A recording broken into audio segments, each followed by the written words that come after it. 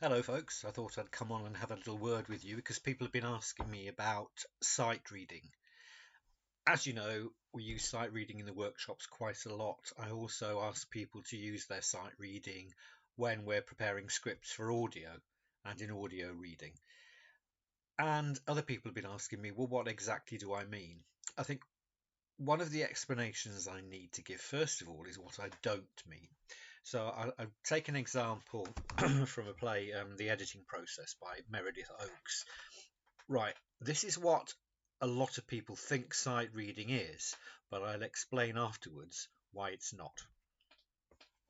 My life is losing all credibility. I'm tired. I hate being tired. I'm doing this to prove I'm not tired, which I am.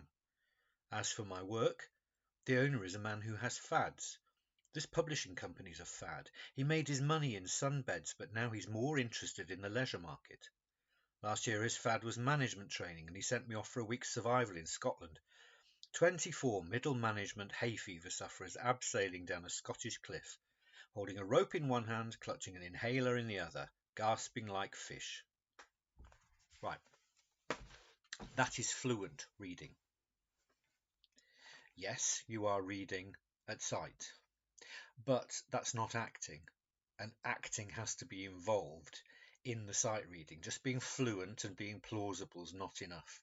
So, for instance, when you have a first read or a table read, you need to be able to contact one another eye to eye. You need to be able to get your eyes off the page. Two things I always say. First of all, be guided by the punctuation. That's where you breathe. While you're breathing, you also have time to look ahead. So you've got time to get words in your mind, out and forwards. Again, another example, though, of what I don't mean by sight reading and how to use eye contact, and it's this. My life is losing all credibility. I'm tired. I hate being tired. I'm doing this to prove I'm not tired, which I am. As for my work, the owner is a man who has fads. This publishing company's a fad. He made his money in sunbeds, but now he's more interested in the leisure market. Last year was a fad. See, I've even lost my place now because of that. A lot of people do that. The eyes go up and down. I think that's sight reading as well because I'm getting my eyes up off the page. Crucially is you have to be looking somebody in the eye, be it your audience or if you're at a table reading or an early reading, round in a circle so you can talk to the actors who you're in a scene with. You can sight read to the actors. It means you're reacting to them as well. Your facial expressions will start to work. Your reaction to the lines that you're hearing will start to work.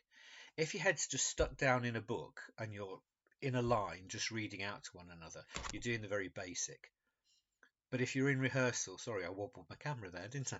If you're in rehearsal, straight away from first reading, in a circle, talk to one another.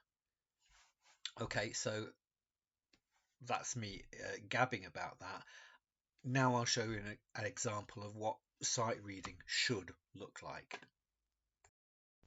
My life is losing all credibility. I'm tired. I hate being tired. I'm doing this to prove I'm not tired, which I am. As for my work, the owner is a man who has fads. This publishing company's a fad. He made his money in sunbeds, and now he's more interested in the leisure market. Last year his fad was management training, and he sent me off for a week. Survival course in Scotland. 24 middle management hay fever sufferers abseiling down the Scottish cliff, holding a rope in one hand, clutching an inhaler in the other, gasping like fish. There you are. That's what sight reading should look like. You can see there's more facial expression going on. There's an outward intention of acting.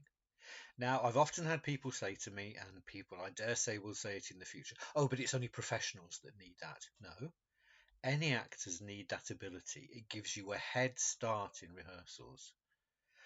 It makes you breathe in the right places if you're using the punctuation. It gives the line space. It gives the thought behind the script space. If you're racing on just being fluent, you're not going to get any subtlety. You're not going to give yourself any choices.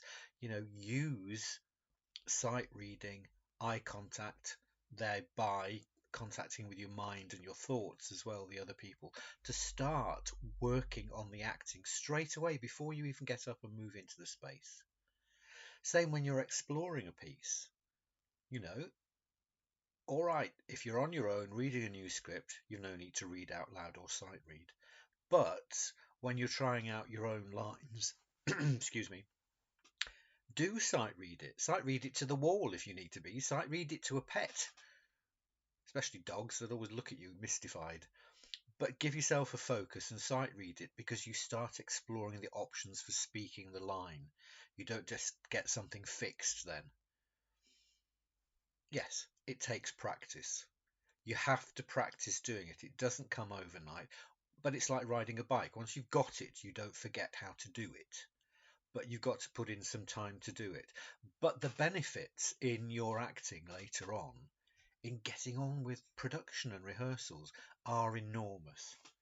Any questions, just drop me a comment underneath this, and I think I'll do a few more of these about things. So if there's any other techniques you want to discuss, let me know about that as well, and I'll sling a video on.